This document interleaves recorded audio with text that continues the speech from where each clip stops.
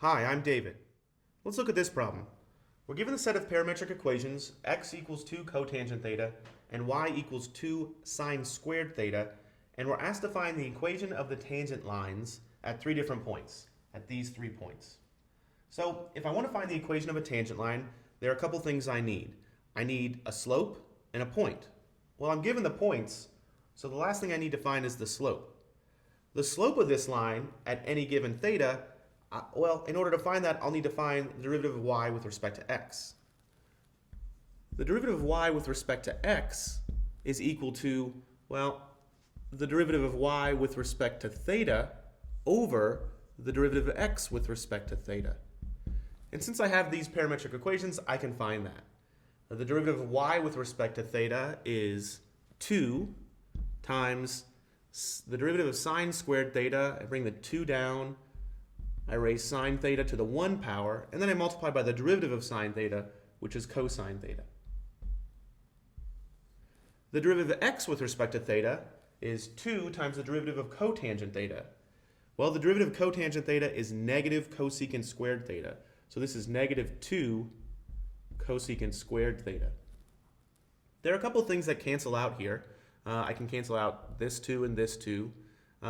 I've got a cosecant squared theta in the denominator. That's the same as a sine squared theta in the numerator. So I could rewrite this as negative 2 sine cubed theta times cosine theta.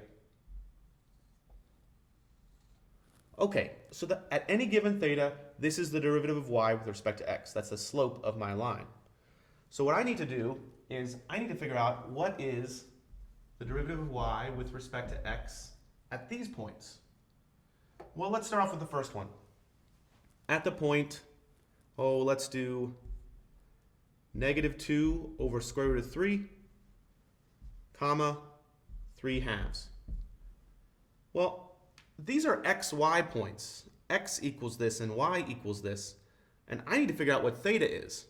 So I need to somehow solve this set of equations to figure out what theta is.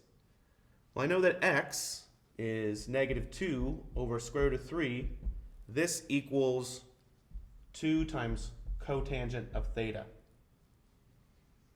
Well, if I rewrite this equation, I could divide both sides by 2 and then take the reciprocal. The reciprocal of cotangent theta is tangent theta. If I divided both sides by 2, I'd have negative 1 over the square root of 3. And if I took the reciprocal, I have just negative the square root of 3. Okay, so what could theta be? Well, tangent is positive in the first and third quadrants and negative in the second and fourth quadrant.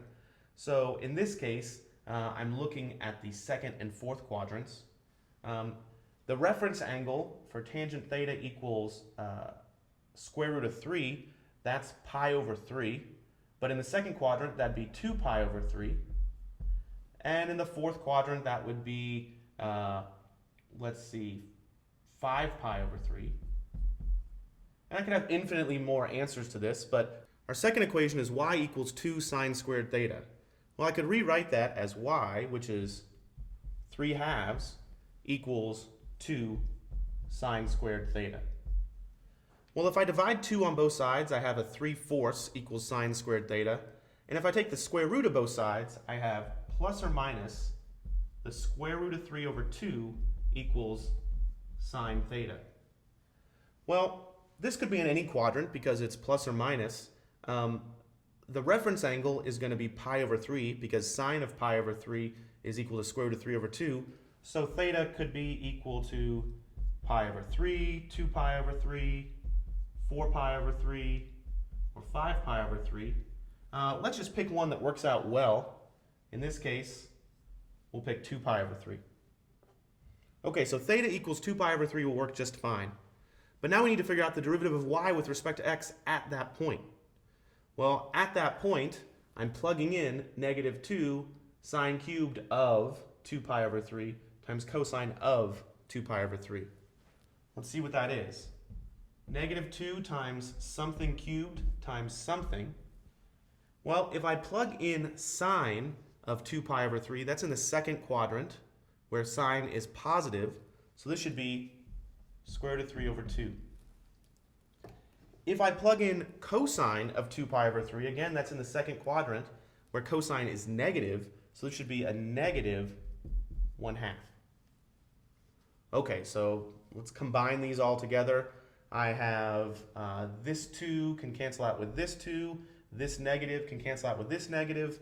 I really just have this quantity cubed, which is going to be, let's see, the 3 square root of 3 all over 8. So let's use this derivative to find the equation of the tangent line. So I plug into the point slope form, which says y minus my y value is 3/2, equals my slope, 3 times the square root of 3 over 8, times x minus my x value.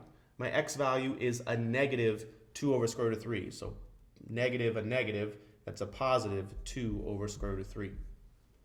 Okay, if I plug that in, I have y equals 3 times the square root of 3 all over 8 times x, plus, well, if I bring this in, the square root of 3's cancel out.